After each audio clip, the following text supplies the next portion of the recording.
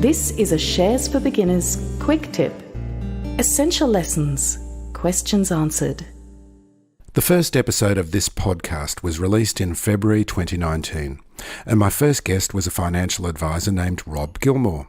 I couldn't have asked for a finer first guest. He's highly experienced in advice, as well as having a background in markets in Australia and London. This quick tip is taken from that very first episode, and it kind of shows where my head was at the time. I was still thinking of the share market as a place to get rich quick and hadn't learnt about the long-term compounding nature of the game.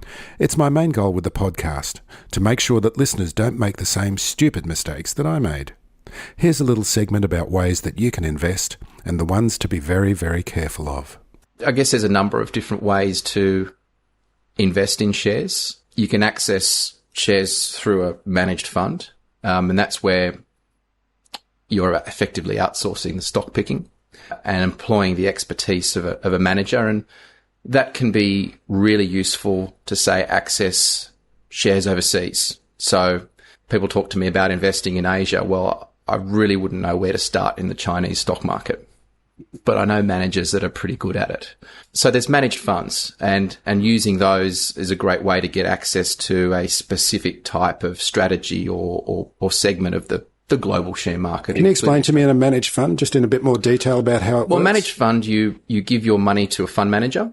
The fund manager ultimately invests that money in a portfolio of shares, and there is a fee that fund manager charges as a result of that. So hopefully you choose a manager that is going to perform well for you over the long term, and that's known as active management. So they're actively managing a portfolio to ultimately deliver excess returns or beat their benchmark, but not all of them do. And how do you buy a managed fund?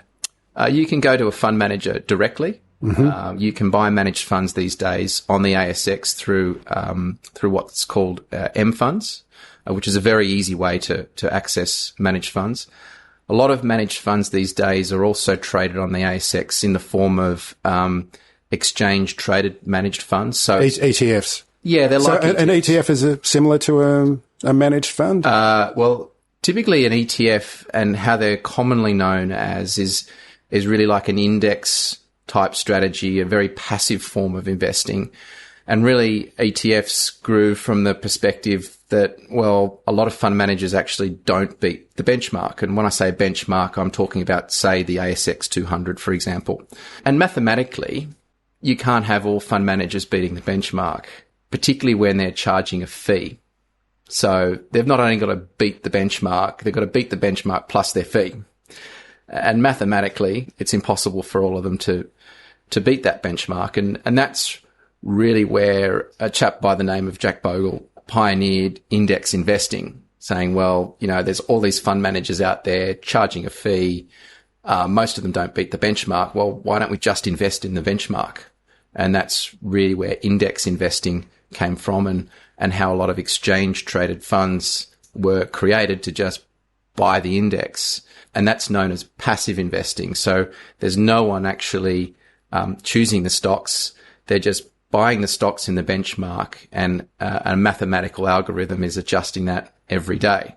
And interestingly, most activity in share markets these days is all done by algorithms, and it's algorithms off the back of exchange traded funds just mathematically investing money, algorithms that are being put together by fund managers to try and come up with a mathematical way of beating the market. And in the US now, it's about 60 or 70% of all trades that go through the US market is based on this algorithmic or mathematical type of investing.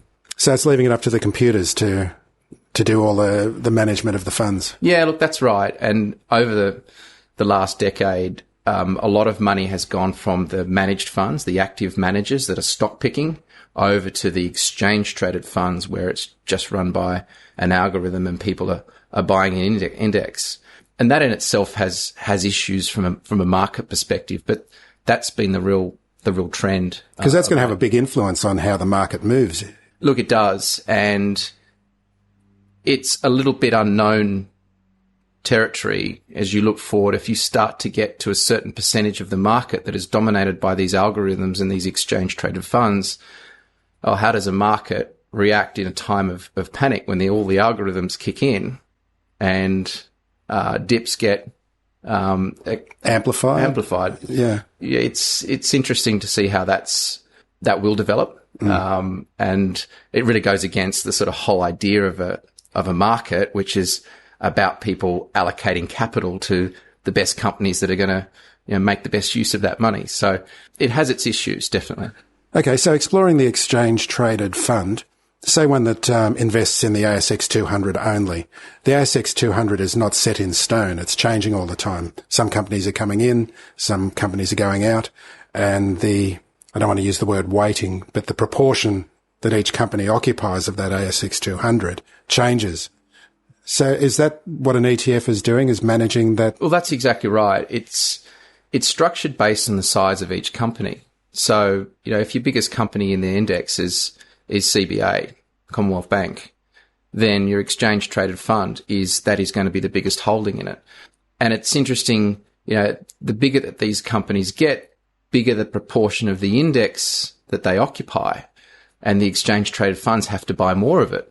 We've seen this extreme example in the United States where it's the tech companies these days, Facebook, Amazon, Netflix, Google, Microsoft, known as the FANG stocks, have become so big and take a big proportion of the index. It creates a concentration.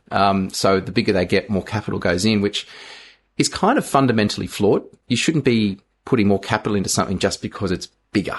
So there are other ways of structuring an index, and there are other exchange traded funds that look for a little bit more of a creative way of allocating that. But broadly speaking, an index will be structured based on the biggest company to the smallest company in that, and then it's rebalanced over certain periods of time to reflect the changes in the size of the underlying companies. So ETFs can be very creative in the way that they invest as well. I mean, I know of one, I think it's called Bear. Yep. That you can profit from the market going down. Absolutely. How does that work? So you're really getting into the space of derivatives, and derivatives are a really complex area, and it's a podcast in itself. But there are strategies out there that will use a derivative which is put together by an institution that you can actually bet on the market going down instead of it going up. And there are many different permutations of derivatives over specific shares, over index, and really complex financial engineering, which is used by fund managers and hedge funds. But you can absolutely access exchange traded funds to, like the one you mentioned, Bear, to actually bet on the market going down, like you can on buying exchange traded funds that will just invest with the market going up.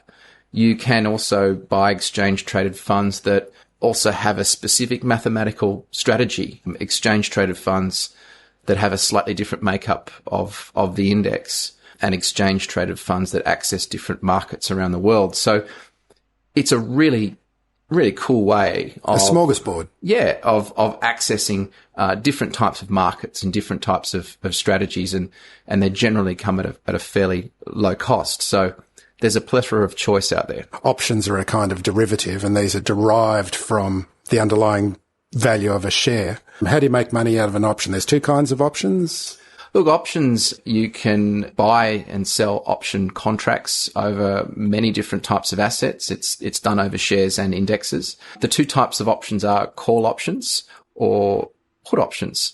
Now, a call option is when you are buying an option today on the expectation that the price is going to be higher in the future, and you set that price.